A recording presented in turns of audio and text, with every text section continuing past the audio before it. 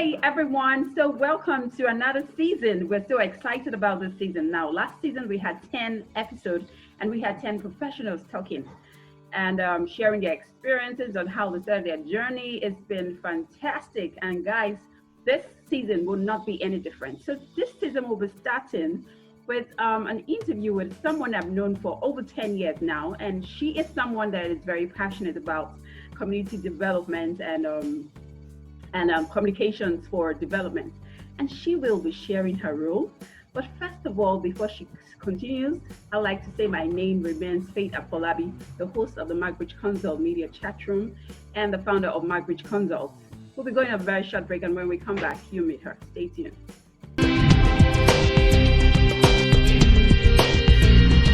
Okay, welcome everyone from that short break, and my name remains Faith Afolabi, the host of Mcbridge Consult Media Chatroom, Humans of Nigeria Job Professionals. We're having conversations with development professionals on their journey into the non-for-profits.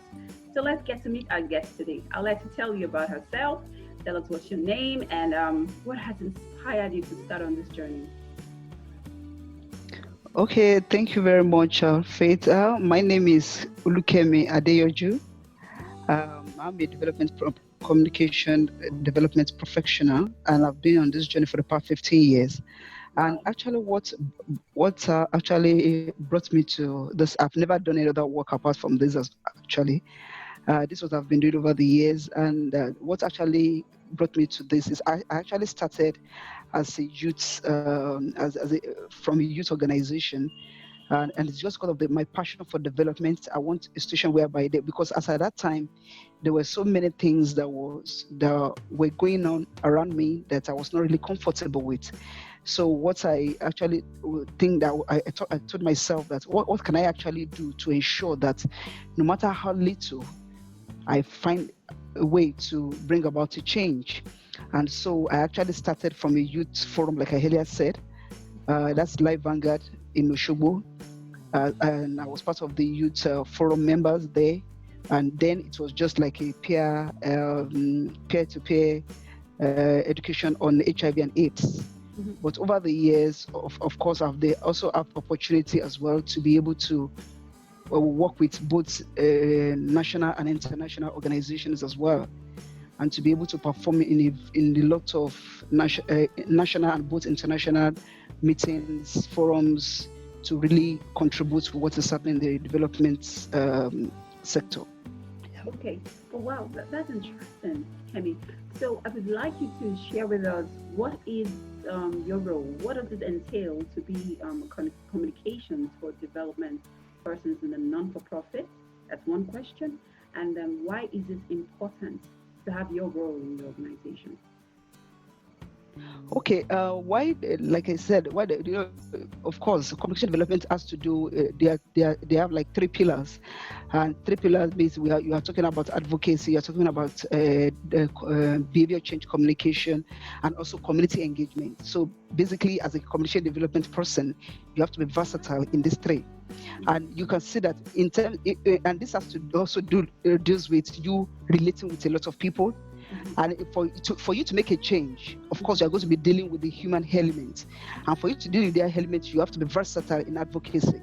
And beyond that, also, the behavior change, it's something, like someone said sometimes ago, that behavior change is not a spare wheel, even though most times people don't take it as something that is important. But it's for you to change people's behavior, it doesn't just come overnight. There are a lot of things you have to put in place for you to do the right thing.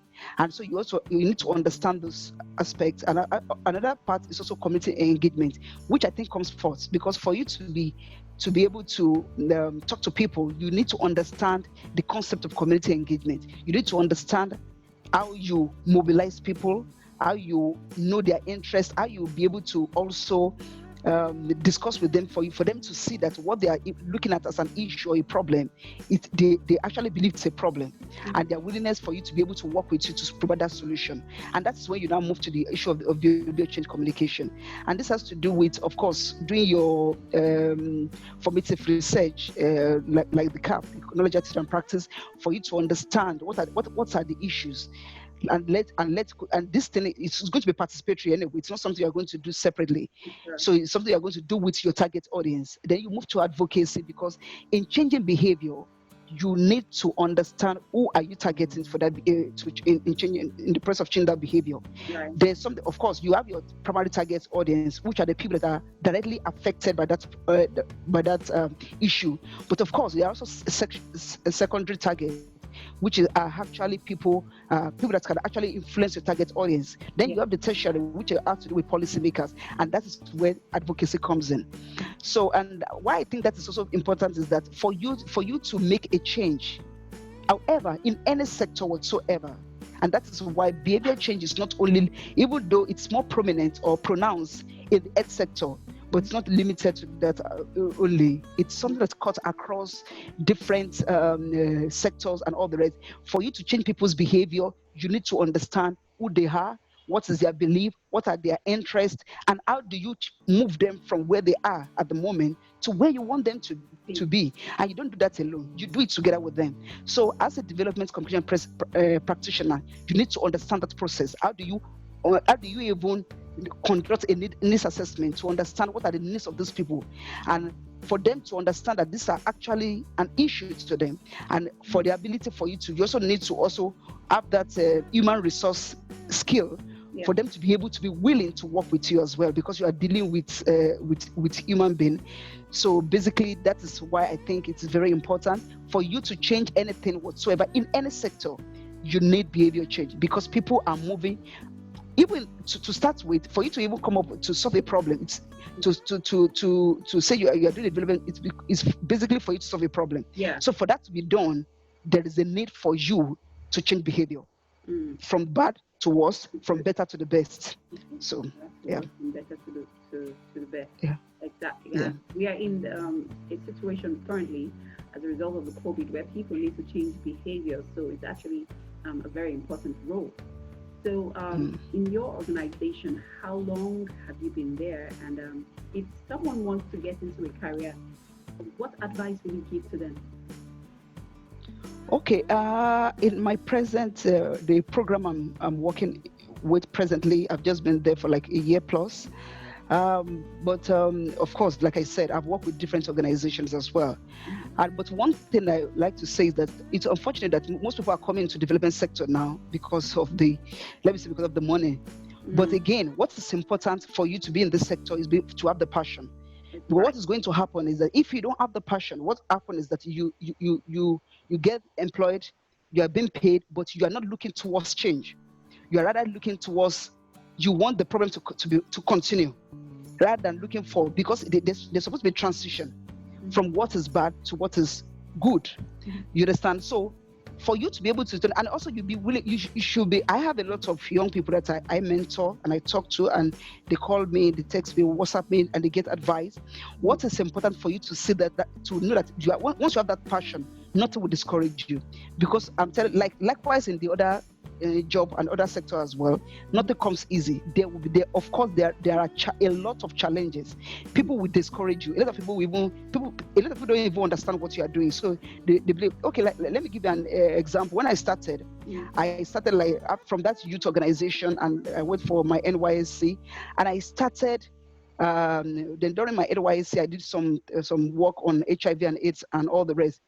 And for like a year, my boss at that time was not paying me. I was not calling, but I was so committed to the work that there was a day he called me, said, "Kemi, how have you been coping? I've been watching you. But what the only thing that will make me to do that is because of passion." So the first thing you need to have is passion, because once you don't have that, then it will be difficult. Then it means that when you face any challenge, however little, you get discouraged. So, but when the passion is there, you keep moving. And I have a sister, a younger sister that has a NGO there also in Kano, and you see that she's really doing fantastic well, because even once you look at her, you see that she's doing well because the passion is there. So the first thing is you must have the passion. Then thereafter, you should also expect opposition. Not many people are going to believe in what you are doing. Most people are there just to discourage you because and you don't blame them anyway, because what they see is, okay, this is not possible.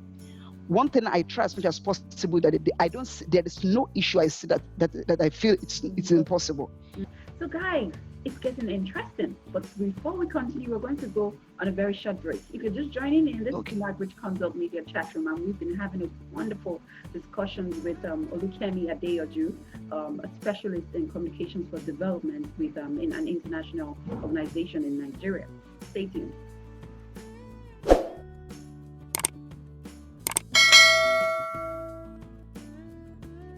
Okay, welcome back. It's been very wonderful. My name is Faith Apolabi, the host of the Mcbridge Consult Media chat room. And we just got back from a short break, and we've been having the conversations with Kemi, and she said some very important things, like having passion for what you do and having opposition. But what will keep you in this career is your passion, basically.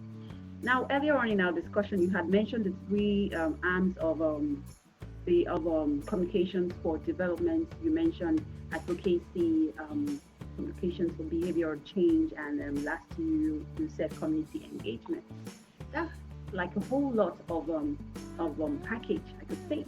So is it possible to do one without the other, or you have to do the three of them? And if that is the case, let's say for someone who haven't had experience, how can they get this kind of experience to build up their capacity to function effectively in the organization?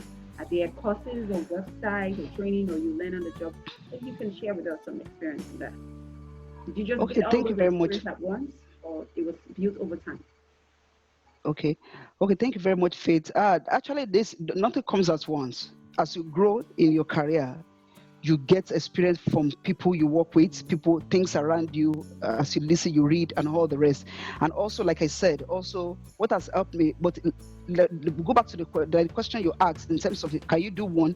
I think when it comes to behavior change, all the three goes hand in hand.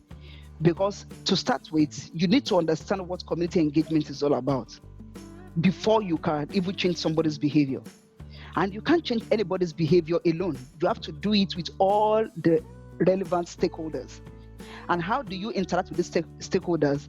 How do you get their buy-in? Is through advocacy.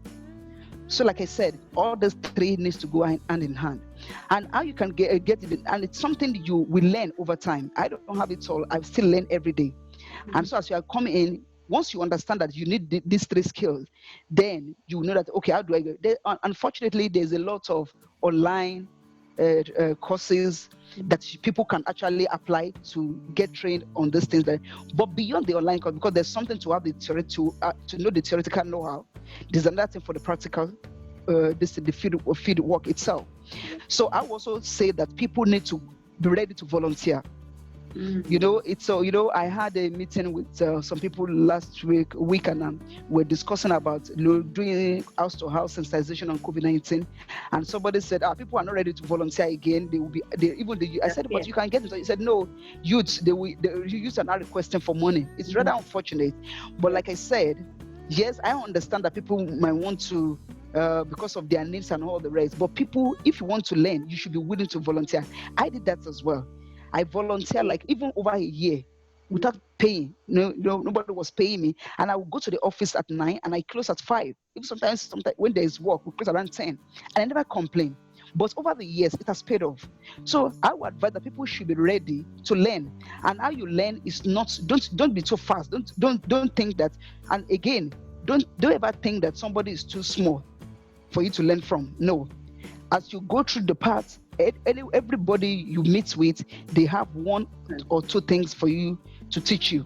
So you should be ready to do that. But also, another thing I also would like to say is that also when you go for meetings, social gatherings, development social gatherings, traveling, this thing, because there's a benefit you get when you are out of when you meet people that are not from within your locality. So there's a travel experience that is also required. When I started, I have used my money, I used my personal money to travel for different meetings across Nigeria. Wow. Yes. So, and those are the part of also investment that was done at that point in time. But after that, I also had the opportunity that I've been able to travel, and a lot of people have also sponsored my traveling.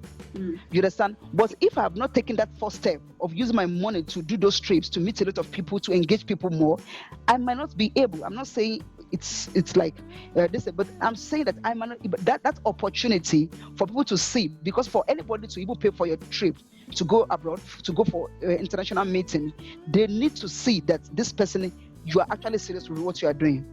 And so that first investment must come from you, and you must be ready to do that, to make that first investment. So if you're not willing, it might be difficult, but if you are willing, people will see what you are doing. Like that my sister that I talked about in Kano, she started using her money. I've been watching her for a very long time. She used her money, but now she's getting funding from here and there, and now people are supporting. People need to see. You need to prove yourself to people first, for them to see what you are doing, and to see that, okay, you are very serious, you are passionate about this thing. Then that's how they can also make an investment. But if they don't see that, it will be very difficult. Like it's like business. All of us, that nobody wants to invest in something that it is not going to be profitable, or something that is not going to it will yield something that's not desirable at the end of the day. Nobody is willing to do that. So, like, if you are passionate and you have the interest of the people at heart, you want to see the change. No matter that, unfortunately, there is distraction here and there now of people. NGOs, that the time when we started 15 years ago is not what is happening now. Now, a lot of politicians, a lot of people have corrupted the sector. It's really unfortunate. But again, I mean, for the few that are still willing to make the sacrifice, I think it's worthwhile. And obedient. It's worth it, yeah. This is very interesting. For those of you just joining us, this is the Mcbridge Comes Up Media Chat Room, and you've been hearing stories and experiences from Kemi Adeyoju, a communications development specialist, and she has said keywords. And I hope if you're there listening, you heard her say you need to invest, you need to be passionate. Over time, you will reap the benefits and flourish in your career. Like I said, we're here to inspire you to do great things. So whatever you find yourself doing, please do it well. At the end of the day, you will reap the benefits. You will reap the fruits you sow. So before we draw the curtains, we'd like to find out, has there been any bad moments, and has there been any good moments? Something that, for the bad moments, maybe something happened and you said, okay, you know what, I ain't doing this anymore, I'm throwing in the towel.